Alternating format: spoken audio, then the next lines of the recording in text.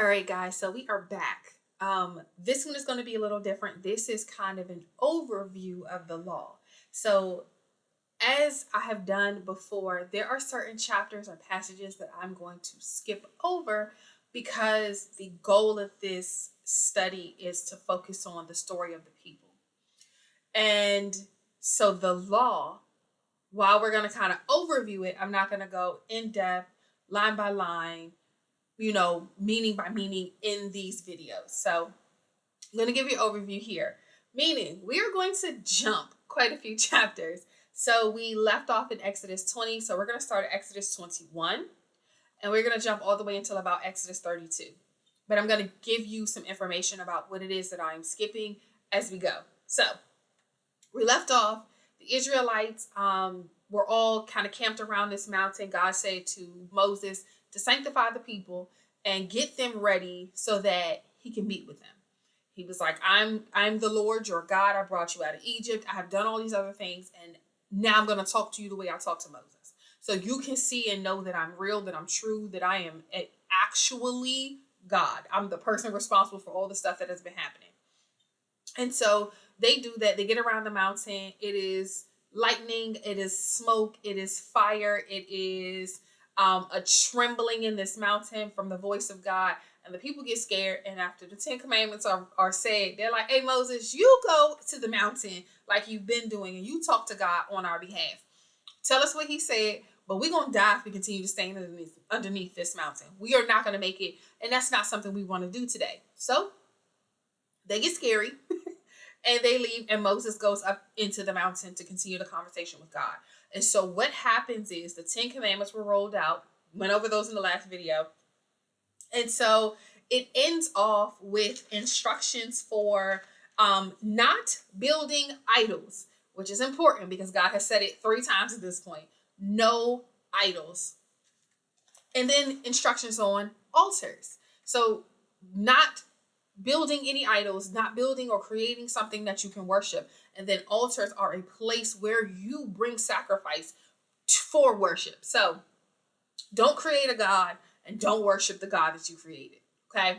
Those 2 things are left off there. God has said it like 3 times because he's trying to get it through. Now, we go into where Moses goes up into the mountain. He makes several trips. He goes, sometimes he is with the elders, sometimes he is with his servant or minister, you'll see, depending on which version you have of the Bible. Joshua is with him. And then other times he is completely alone. And the majority of the time he is like alone with God talking. So here is kind of an overview of what is happening. There is the law. When the law comes out, the purpose of the law is to get the Egypt out of the people. Okay? So the people have been in captivity for 400 plus years. They have now wandered for several years. There are people with a broken culture. There are people who have a lot of other stuff mixed in, a lot of practices and beliefs. They have also been wandering and kind of picking up things as they wander. They will pick up servants that come from other areas. They will pick up foreigners that want to join with them. They will pick up wives and husbands, and they will bring their own personal religious practices with them. They are things that are outside of their culture, outside of who God has called them out of Egypt to be. And so I said it before, you can take the girl out the hood, but you can't take the hood out the girl. Like, you can change where you are, but the nurture and knowledge you take with you. And so the purpose of the law is to give them a standard to know when they are walking in the things God has told them and when they are walking outside of that. Not necessarily the law in the way that we use the word now, meaning this is what you have to do and how you have to do it. God is saying these are parameters for life. These are the boundaries of what is safe and acceptable. This is how I want you to treat each other. So in chapter 21, it picks up after the idols and altars. It picks up with laws regarding servants. And now we hear slave and think American slavery. We think Black people in bondage, different situation. And this kind of talks about how that works. There is a choice. There's a period of time that you are a servant, and at the end of that time frame, you are free to go. And if you have a family and you want to stay, or if you have been with this person and the relationship you have is good, you enjoy being a cook and you are a personal chef in his house and you enjoy that, or you love being a shepherd or a caretaker. Um, or you just really don't have nowhere to go. And so, like, this is my family. I've been here for a long time. Um, then there are options for how you can join and be a part of this family. So all of that's there. Well, not all of it, but it comes from there. There are protections for women in here. You can't just go and get a woman, decide you're gonna date her, keep her for a while, and be like, oh no, nah, she was my servant, or oh no, this was her role, and so now I'm done with her. No, you got a responsibility to her. You treated her like a wife. Congratulations, she's your responsibility. There are discussions about murder, how to get back at somebody. A lot of times we always want that get back. You know, you hurt my brother, so I'm gonna hurt your sister. God talked about how to treat each other fairly, whether you are born into it, whether you are a servant into this family, or whether you are a foreigner who is staying here, how you treat each other. Talking about personal responsibility, responsibility for what you have. A lot of our common day laws are based on these principles and foundations, these ordinances that God gave. You are responsible for what your dog does, whether you know, gave a command for your dog to do it or not. You are responsible for that.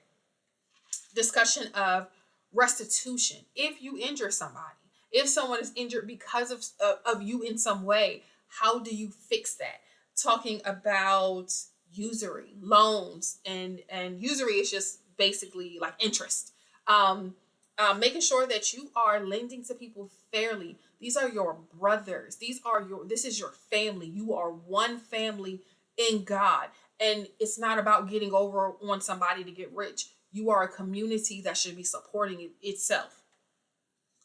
There's other laws on ethics and how to observe the feasts that God has put forward, what you're supposed to do, when you're supposed to do them, as reminders, reminders of how you're going to be given the blessing that God promised Abraham. Yes, if you do these things, there is a blessing that follows that you will get. You will reap the promises that God has given you. And these are still modern day common practices. If you are obedient to God, God will bless you in the way that he promised. If you are obedient to God's word, whether he said it to you or whether he wrote it down in a book and you read it, if you are obedient to those things, then there is a blessing attached to your obedience. In chapter 24, told you I'm going through this. So in chapter 24, God gives instructions for Moses to again sacrifice. And so there is a sacrifice that takes place in the presence of the elders of the camp. And the elders are again the leaders of the tribes. They would be appointed people who are of age.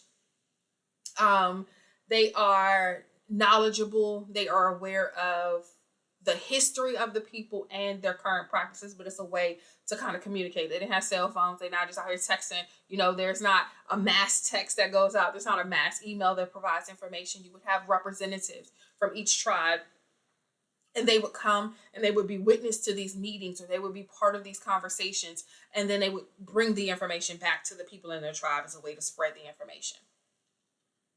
And so, God gives Moses the instruction in chapter 25. God gives Moses the instruction that you're going to build a tabernacle. There is going to be a place where you're going to come sacrifice, where there's going to be worship. There's going to be these things that are designed to absolve the people from their sins, and a space for them to come and connect, have a conversation. There's a space where I'm going to dwell. It's going to be a holy place. Certain people are not going to be allowed to move beyond certain levels. Other people can go, but then they can't go beyond another level. And then there's even a holy of holies that's going to be in this. And so he gives him the design of the tabernacle. And part of it, he said, look, you're going to ask the people for an offering. You're going to go to these people who are escaped slaves, and you're going to ask them for an offering. Here's what I want, the best of the best. I want gold, silver, brass. I want this particular wood. I want linens. I want yarns. I want all these royal deep colors. And so um, he tells Moses what he wants for this so that they can build this tabernacle and that it will be basically the first church. This is the first place where you will go to participate and worship in a structured environment. And it still carries the same footprint as most of our churches do. And so he gives the instructions for how this tabernacle is supposed to be built, what it's going to have, what decorations, what adornment, what tables, what utensils are necessary, how the altar should look. There's a mercy seat. All of the things that they have been collecting that they would hold off to the side. The manna that they have. They're going to have other items that God is going to say, hey, when you need this, when these certain things happen throughout later books in the Bible or later chapters as well, because some of it does happen here. You're going to collect these things and you're going to store them and they're going to rest inside of the tabernacle. So he gives him the vision, like shows him what it should look like, gives him the instructions on how to build it. And then God names the people that are going to work in this. He designs and sets aside Aaron as the high priest who is going to be able to provide, to take care of the sacrifice, who is going to do the atonement for the sins of the people. And his sons would follow after him in that effort. So then we get down to one point. I'm skipping. So I am in Exodus chapter 28. I told you I was going through this quickly. I will give more information, I promise. But the garments that are laid out for the priest to wear, as Aaron was assigned the position of high priest, there are garments that he will wear as he goes into the tabernacle. As he is making the sacrifice, he will have to cleanse and purify himself so that he can be pure before a holy God, or holy before a holy God.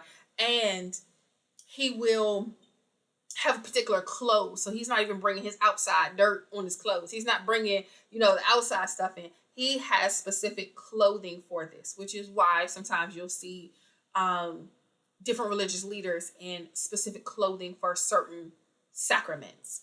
Like during communion, you will see people sometimes in civic attire, or they have the collars and the black. You'll see people in robes, depending on which denomination you're a part of. But I want to point out here that it says that there will be an ephod that they wear. An ephod is a piece of clothing.